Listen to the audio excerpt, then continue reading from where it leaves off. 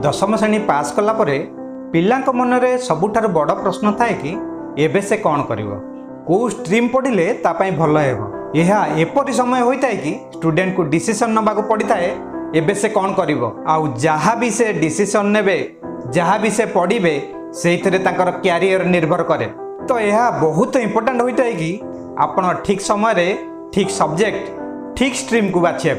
आज वीडियो रे आमे जानिबा दशम पर आपण को को स्ट्रीम को सब्जेक्ट बाछिबा दरकार, को स्ट्रीम पढ़ी जल्दी चाकरी करि पारिबे, अधिका दरमा पाई पारिबे, आउ मध्य जानिबा को स्ट्रीम अधिक सहज। आमे ए वीडियो रे किछि डिप्लोमा कोर्स आईटीआई आदि मध्य जानिबा। यह सबू जानिबा पई आपण पूरा वीडियो को निश्चिंत देखंतु। दशम पर सबुठारु पॉपुलर स्ट्रीम जदि कहा जाए ताले से आर्ट्स साइंस आउ कॉमर्स होता है। आसतु यही तीनोटी स्ट्रीम को गोटे गोटे करी जानिबा। प्रथम जानिबा साइंस स्ट्रीम विषय। दशम पर साइंस स्ट्रीम बहुत पॉपुलर स्ट्रीम अटे। यही स्ट्रीम रे आपन को फिजिक्स केमिस्ट्री मैथ बायोलॉजी आदि विषय को पढ़ा जाए। एथिरे भी आपन को मैथ्स किंबा बायोलॉजी सब्जेक्ट बाछिबा को विकल्प मिली थाए।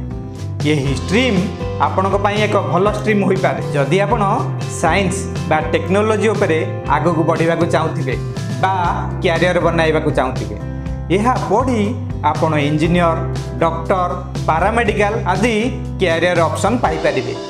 नंबर 2 रे जानिबा कॉमर्स स्ट्रीम। कॉमर्स स्ट्रीम रे अकाउंट इकोनॉमी फाइनेंशियल जेपरी बिजनेस बा कॉमर्स उपरे पढ़ा जाय थाए। आपण एई पाठ पढ़िले chartered accountant bank manager company secretary business analyst financial analyst आदि कैरियर पाई परिबे।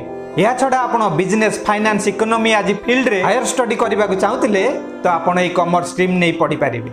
नंबर 3 हला आर्ट्स स्ट्रीम। आर्ट्स समस्तक पई एक पॉपुलर स्ट्रीम अटे जहा को दशम परे बहुत स्टूडेंट बाछन, कारण यह पढ़िले आपण को बहुत कैरियर ऑप्शन मिल पारिबो। यूपीएससी ओपीएससी बा गवर्नमेंट जॉब चाहूथिबा स्टूडेंट को पई यह एक फेवरेट स्ट्रीम अटे। एथिरे आपण को आर्ट आउ ह्यूमैनिटी सब्जेक्ट पढ़िबा को मिले जेपरी history geography political science literature आदि। यूपीएससी ओपीएससी बा गवर्नमेंट जॉब पाई प्रिपेयर करथिबा स्टूडेंट को पाई यह एक फेवरेट स्ट्रीम अटे।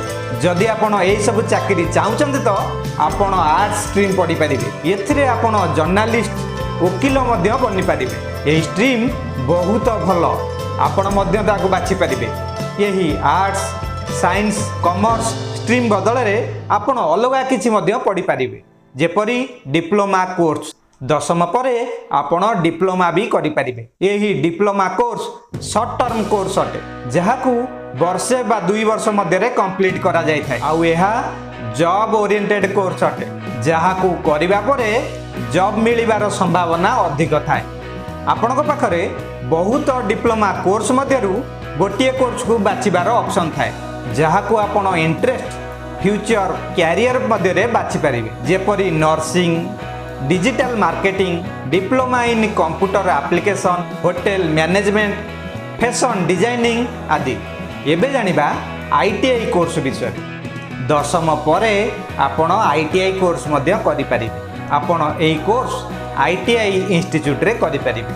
आईटीआई रो फुल फॉर्म हैला इंडस्ट्रियल ट्रेनिंग इंस्टीट्यूट। भारत रे बहुत आईटीआई अछि जे कि जॉब ओरिएंटेड कोर्स करूछन। यह को करी आपण सहज रे चाकरी करि पारिबे। आसंतु किछि टॉप आईटीआई कोर्स विषय रे जानिबा। Electrical fitter mechanic motor vehicle computer operator and programming assistant आदि कोर्स।